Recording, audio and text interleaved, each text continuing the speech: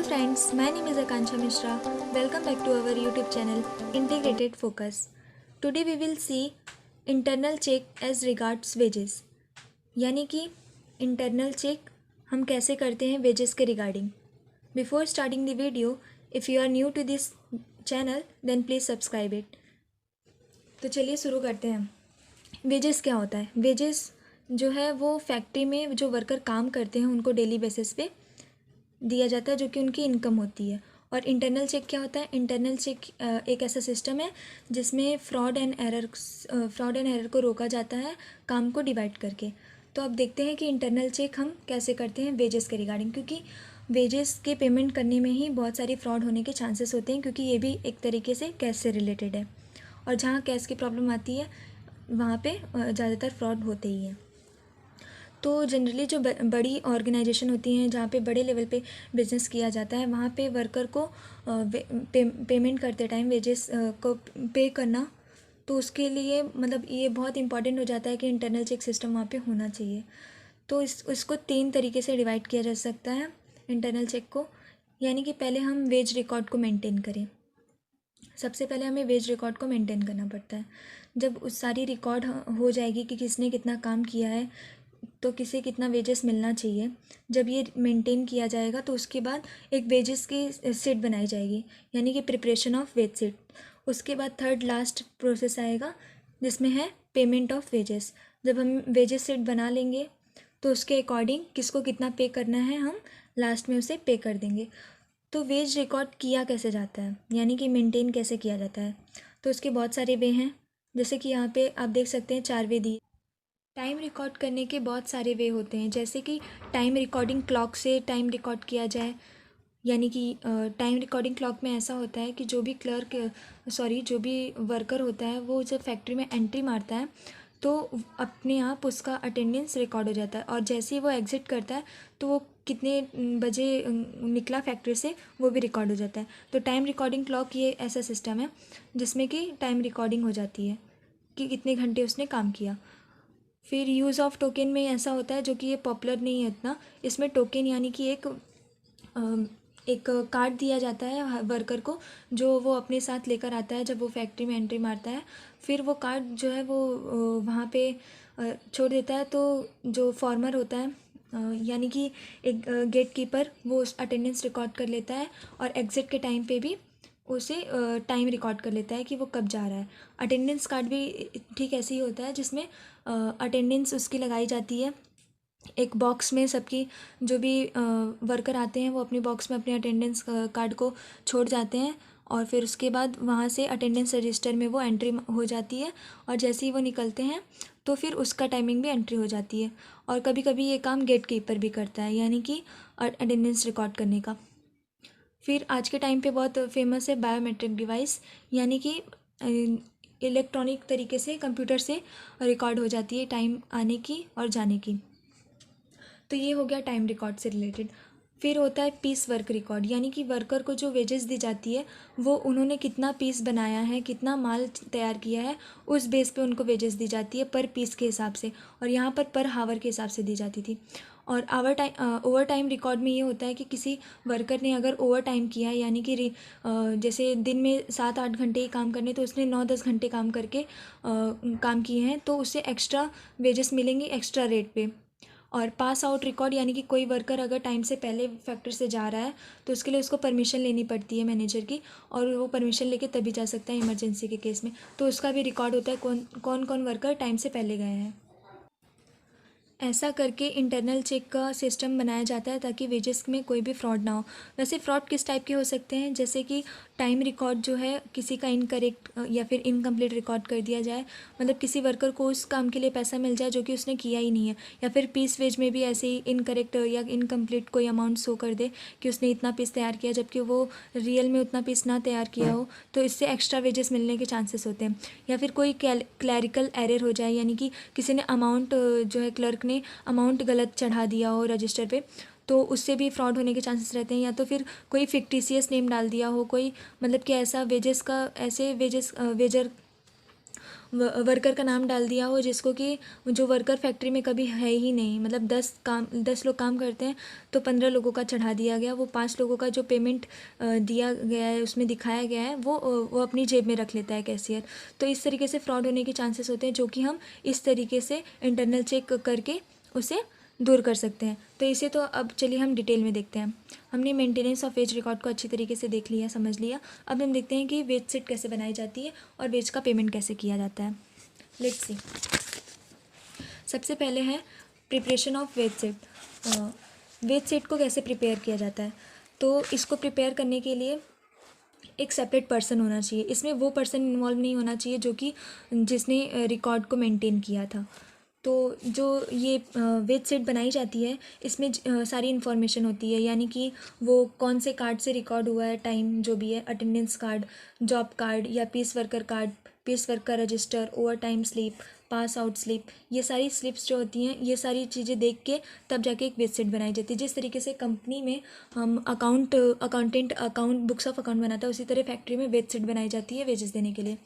तो हम इसे डिवाइड कर सकते हैं 5 क्लर्क में। जैसे यहाँ पे एग्जांपल में लिया गया है कि 2 क्लर्क को ऐसा काम दे दिया जाए जो कि मतलब उस रिकॉर्ड से रिलेटेड हो, टाइम या piece wage record, overtime record and statements receive from the foreman etcetera, so that irregularity if any may be removed. तो 2 क्लर्क तो मिलके ये सारे काम करेंगे, रिकॉर्ड का काम सिर्फ। और फिर जो तीसरा क्लर्क होगा वो नेम और एड्रेस वर्कर का, साथ ही साथ रेट ऑफ वेजेस, किस रेट पे वेजेस दिया जा रहा है, उनकी अटेंडेंस, और जो भी gross amount of wages last में आएगी वो निकाल के थर्ड क्लर्क जो है ये अमाउंट कैलकुलेट करेगा। उसके बाद आता है फोर्थ क्लर्क जो है, चौथा क्लर्क जो आएगा वो इन थर्ड क्लर्क के काम को चेक करेगा और उसमें से जो ग्रास अमाउंट वेजेस है उसमें से जितने भी टैक्स, इंश्योरेंस, रेंट वगैरह है उसे डिडक्ट करके नेट अमाउंट ऑफ वेजेस निकालेगा। जब नेट अमाउंट ऑफ वेजेस आ जाएगा तो फिर फिफ्थ क्लर्क के पास ये काम जाएगा और वो ये सारी काम को फ्रॉम स्टार्टिंग से लेके एंड तक सभी चीज़ों को अच्छी तरीके से थॉरली चेक करेगा। फिर 5वां स्टेप ये है कि जितने भी क्लर्क ने अपना अपना काम किया है वो उस पर उन सभी का सिग्नेचर होना ज़रूरी है, ताकि पता चल सके कि ये सारी चीज़ें करेक्ट हैं, और एक रिस्पॉन्सिबल ऑफिसर भी उस पर साइन करेगा, जैसे कि डायरेक्टर या manager. Such wage sheet can be prepared for both type of wages, time as well as piece wages. चाहे वो टाइम वेजेस हो, चाहे पीस के हिसाब से वेजेस दिया जाए, ये दोनों टाइप के वेजेस में हेल्पफुल होता है। इस तरीके से वेज शीट बनाई जाती है। अब ये जो ग्रॉस वेजेस हमने पढ़ा अभी कि ग्रॉस वेजेस थर्ड क्लर्क बनाता है, इस ग्रॉस वेजेस में क्या क्या इंक्लूड होता है हम ये देखते हैं। तो जनरली तो ग्रॉस वेज में बेसिक पे होता है, जो कि बेसिक पे होता है, और यहाँ पे तो डीएनएस अलाउंस वगैरह नहीं दिया गया है, लेकिन वो क्या बोलते हैं कंपनी वगैरह में ज़्यादातर दिया जाता है। सैलरी में ये ज़्यादा इंक्लूड होता है। वेजेस में हम सिर्फ पीस वर्क या फिर जो भी अदर बोनस है या ओवर टाइम जिसने किया है उस हिसाब से ये सारी चीज़ें इंक्लूड करते हैं ग्रॉस वेजेस में। जो बेसिक वेज होता है वो चेक होता है कितने एम्प्लॉय ने काम किया है, कितने टाइम तक किया है, और मतलब कितने घंटे तक काम किया है, उस हिसाब से कैलकुलेट किया जाता है, ताकि उसका एक बेसिक रेट फिक्स हो कि हाँ 4 घंटे काम करने का इतना अमाउंट, मतलब इतना वेजेस मिलना चाहिए इस हिसाब से। और ओवर टाइम पेमेंट के लिए रेट ज़्यादा होनी चाहिए, नॉर्मल रेट से ज़्यादा होनी चाहिए, जो कि एक ऑथराइज्ड या हेड ऑफ डिपार्टमेंट से साइन होना चाहिए। ओवर टाइम स्लिप से उसे मैच करना चाहिए कि हाँ ये ओवर टाइम पेमेंट दी गई है या नहीं। फिर थर्ड है कि वेज शीट जो प्रिपेयर होती है वो इंडिविजुअल अगर पेरोल से नहीं है, यानी कि ग्रुप पेरोल में है, तो वो डिपेंड करता है कि मतलब कि प्रोडक्टिव परफॉर्मेंस के ऊपर है कि कितना किसने अच्छा परफॉर्म किया, उस हिसाब से अगर पेमेंट हो रही है तो उसके लिए फॉरेमैन की यानी कि हेड ऑफ डिपार्टमेंट की भी साइन होनी ज़रूरी होती है। तो ये सारे जो हैं हम देखते हैं कि किस तरीके से वेज शीट बनाई जाती है। अब जब वेज शीट बन गई, हमने रिकॉर्ड मेंटेन किया, सारी काम को डिवाइड करा, अच्छी तरीके से वेज शीट बन चुकी है और ग्रॉस वेजेस, नेट वेजेस सब निकल चुका है। अब हम देखेंगे कि वेजेस का पेमेंट कैसे किया जाता है। अब हम देखेंगे कि पेमेंट ऑफ वेजेस कैसे किया जाता है। पेमेंट ऑफ वेजेस में सबसे पहले हम ये देखेंगे कि जो भी वेज शीट बनाई गई है उसमें जो क्लर्क इन्वॉल्व था, जिस तरीके से हमने देखा कि फर्स्ट प्रोसेस में क्या था, मेंटेनेंस ऑफ रिकॉर्ड, फिर सेकंड क्या था, प्रिपरेशन ऑफ वेज शीट, अब थर्ड है पेमेंट ऑफ वेजेस। ये तीनों में जो भी क्लर्क इन्वॉल्व होंगे, ये तीनों प्रोसेस में, वो सब अलग होने चाहिए, सेम नहीं होने चाहिए, ताकि फ्रॉड ना हो। और जो भी ये जो पेमेंट ऑफ वेजेस है ये कौन करेगा, कैशियर करेगा। और कैशियर जो है किसी भी तरीके से प्रिपरेशन ऑफ वेजेस में इंक्लूड नहीं होना चाहिए, यानी कि उसके प्रोसेस में वो नहीं होना चाहिए। तो कैशियर क्या करेगा, जो भी नेट वेजेस उसने देखा है कि वेज सीट कैशियर देखेगा कि प्रिपरेशन ऑफ वेज सीट में जो नेट वेजेस लिखा गया है वो उतना अमाउंट बैंक से विड्रॉ कर लेगा और फिर वही अमाउंट जो है पेमेंट करेगा। लेकिन पेमेंट करते टाइम अगर फ्रॉड एंड एरर से बचना है तो कुछ सावधानियां बरतनी पड़ती हैं। सबसे पहले हम ये देखेंगे कि जो क्लर्क हैं प्रिपरेशन ऑफ वेज सीट से एसोसिएटेड है वो इसमें ना हो, जो कि मैंने पहले ही बताया। फिर हम यूज़ ऑफ एनवेलप करेंगे, यानी कि एनवेलप में पे पैकेट्स की तरह उन्हें दिया जाएगा जिसमें वर्कर का नाम और वर्कर को कितना अमाउंट मिला है, वेजेस मिला है, वो ऊपर एनवेलप पे लिखा होगा। इससे जिसका पैसा है उसी को जाएगा। थर्ड है कि जो भी जितने लोगों को मिलना है पैसा वो प्रेजेंट होने चाहिए, all worker should be present. और फोर्थ ये है कि साथ ही साथ फैक्ट्री का जो फोरेमैन है हर डिपार्टमेंट का वो भी प्रेजेंट होने चाहिए at the time of payment of wages, ताकि कोई भी फ्रॉड इम्पर्सनेशन ना हो, यानी कि जो वर्कर अब्सेंट है उसका पैसा कोई और ना ले ले। इसके लिए फोरेमैन का भी रहना बहुत ज़रूरी है। और प्रॉपर प्रिकॉशन अगर देखा जाए पेमेंट करने के लिए, मान लो कोई बंदा अब्सेंट है, कोई वर्कर नहीं आया है, तो उसे भी पेमेंट की जा सकती है अगर वो मतलब कि जो अब्सेंट है उसके बिहाफ पे कोई और पर्सन जो वर्कर फैक्ट्री में प्रेजेंट है वो अथॉरिटी लेटर लेकर आया है तो उसे भी पेमेंट कर दी जाएगी। जनरली ये तो पॉसिबल नहीं होता कि हर वर्कर की सिग्नेचर हो ताकि ये और अच्छे से चांसेस हो, मतलब कि चांसेस ना हो फ्रॉड होने के। तो ऐसा तो पॉसिबल नहीं कि हर वर्कर की साइन ले, लेकिन हम ये कर सकते हैं कि जो भी फॉरेमैन या वर्क मैनेजर, कैशियर या जो भी हैं डायरेक्टर, उनकी हम साइन ले सकते हैं जो भी पेमेंट ऑफ वेजेस हो रही है। और कैजुअल लेबर जो होते हैं, जो कैजुअली काम करते हैं, उनमें थोड़ी प्रॉब्लम होती है क्योंकि वो कभी कभी काम करते हैं, तो उनका जो है सेपरेट रजिस्टर होना चाहिए, सेपरेट लिस्ट उनकी बनानी चाहिए उन वर्कर की, ताकि उनको पेमेंट अलग से किया जा सके और कोई भी फ्रॉड ना हो। इस तरीके से हमने पूरा कवर किया internal check regarding the wages. हम समरी देख लेते हैं। सबसे पहले हमने देखा कि वेजेस को कैसे इंटरनल चेक में लाया जाता है, यानी कि पहले हम वेज रिकॉर्ड को मेंटेन करेंगे। वेज रिकॉर्ड मेंटेन करने के बहुत सारी तरीके होती हैं, टाइम के हिसाब से, पीस के हिसाब से, ओवर टाइम के हिसाब से, पास आउट के हिसाब से। और टाइम रिकॉर्डिंग के भी कुछ टाइप्स होते हैं, जैसे कि time recording clock, use of token, attendance card, biometric device.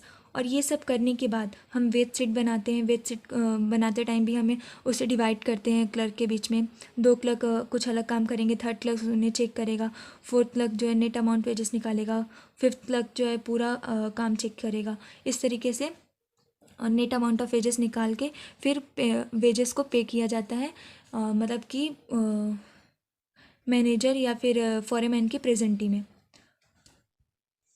Internal check as regard store department से रिलेटेड भी इंटरनल चेक किया जाता है।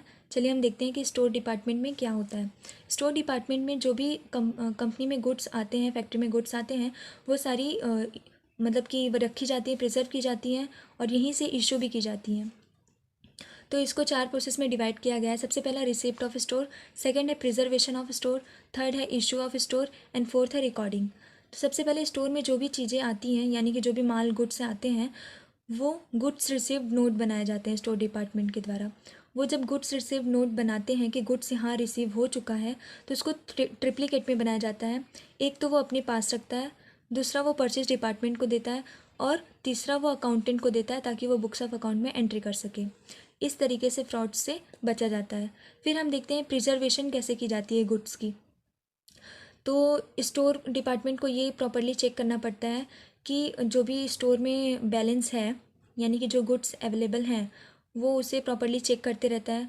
और इसके लिए एक सेपरेट प्लेस होना चाहिए स्टोर डिपार्टमेंट का। प्रॉपर नंबरिंग करता है, जिस तरीके से हम लाइब्रेरी में जाते हैं, वहाँ पे सारी बुक्स नंबर के हिसाब से, डिपार्टमेंट के हिसाब से स्टोर की होती हैं।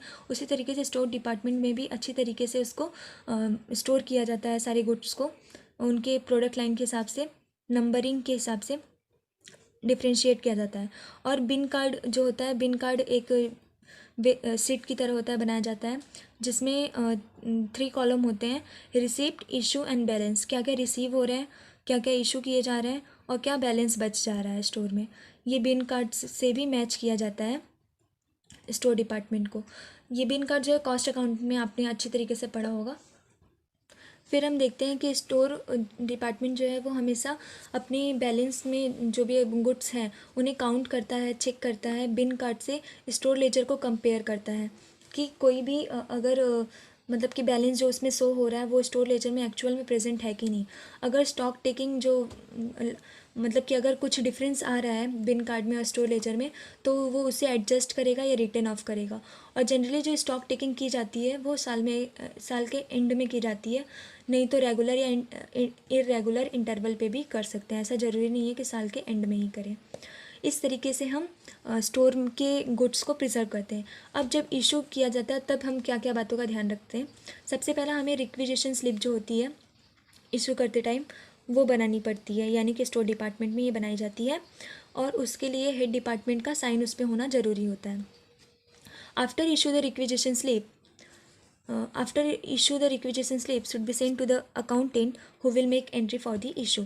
जिस तरीके से हम ट्रिप्लिकेट में फॉर्म बनाते थे रिसिप्ट के टाइम पे, उसी तरीके से इशू ऑफ स्टोर के टाइम पे भी हम इस रिक्विजिशन स्लिप बनाएंगे 2 बार, मतलब 2 एंट्री, एक तो अकाउंटेंट को भेजेंगे एंट्री करने के लिए और एक अपने पास रखेंगे।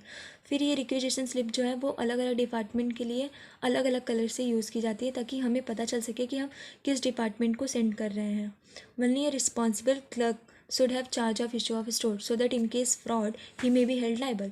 यानी कि एक रिस्पॉन्सिबल क्लर्क को ही इशू से रिलेटेड इशू ऑफ स्टोर से रिलेटेड काम दिया जाता है ताकि बाय चांस फ्यूचर में अगर कुछ फ्रॉड हुआ, अगर इससे रिलेटेड कोई भी फ्रॉड दिखा तो ऑडिटर जो है इसको रिस्पॉन्सिबल ठहरा सके।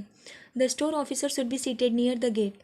जो स्टोर ऑफिसर है वो गेट के नियर ही बैठना चाहिए ताकि वो देख सके कि जो भी सुपरविज़न और कंट्रोल वो अच्छे से कर सके कि जो भी गुड्स जा रहे हैं आ रहे हैं वो मतलब कि ट्रू है कि नहीं। A system of permit should be in operation for those who go out of the store department. The permit should be entered in the gate book. और अगर कोई गुड्स बाहर जा रहा है, इशू हो रहा है, तो गेट बुक में भी उसकी एंट्री की जाती है। Whenever stores are written by some department a store return note should be prepared and the return should be recorded in the gate book. एक स्टोर रिटर्न नोट बनाया जाता है। अगर कोई गुड्स रिटर्न होती है तो उसके लिए गेट बुक में भी एंट्री की जाती है, मतलब गेट बुक में चाहे एंट्री हो चाहे एग्जिट हो गुड्स की, वो रिकॉर्ड की जाती है, नोट बनाया जाता है। Store return should be entered in the bin card और फिर उसे बिन कार्ड में भी एंट्री की जाती है। अब हम देखते हैं लास्ट पॉइंट आज का, रिकॉर्डिंग। यानी कि स्टोर की हमने इशू देख ली, रिसिप्ट देख ली, प्रिजर्वेशन देख ली। अब हम उसे रिकॉर्डिंग से रिलेटेड क्या बातों का ध्यान रखते हैं वो देखते हैं। A separate accountant should maintain record of store. एक सेपरेट अकाउंटेंट होना चाहिए जो कि स्टोर का रिकॉर्डिंग करे। If the store are of small variety ledger में बी मेंटेन। अगर स्मॉल ट्रांजेक्शन है, स्टोर ज़्यादा नहीं है, तो लेजर से काम चलाया जा सकता है। लेकिन अगर स्टोर लार्ज है तो हमें स्टोर रिकॉर्ड कार्ड बनाने की ज़रूरत पड़ती है। The store record card may be of different size and colour. The details in the store record card may be written up with the help of goods received note, requisition slip, goods return note. Goods receive note receipt के time पे मिलती है। Goods return note goods जब return किए जाते हैं या issue किए जाते हैं तब मिलती है। और रिक्विजिशन स्लिप भी इशू के टाइम पे बनाई जाती है। तो इन सभी डिटेल्स जो है लिखे जाते हैं, ये सारी डिटेल लिखी जाती है, रिकॉर्ड की जाती हैं। The bin card should be check and compare from time to time with the store record card. Store record card से बिन कार्ड को कंपेयर करके टाइम टू टाइम चेक किया जाता है। इस तरीके से रिकॉर्डिंग एफिशिएंटली की जाती है बाय सेपरेट अकाउंटेंट। हमने ये बात नोटिस की कि अभी तक हमने जितने भी इंटरनल चेक पढ़े हैं, चाहे वो कैश हो, वेजेस हो, परचेस हो, सेल्स हो या कोई भी हो, तो उसमें हर प्रोसेस में हर जगह हम देखते हैं कि एक सेपरेट पर्सन या separate responsible official, clerk, worker, इस तरीके से सब में डिवाइड होता है काम ताकि कोई भी फ्रॉड ना हो सके। That's all for guys. Thanks for watching. Please like and share this video with your friend. अगर आपको कोई भी डाउट है तो आप कमेंट में लिख सकते हैं।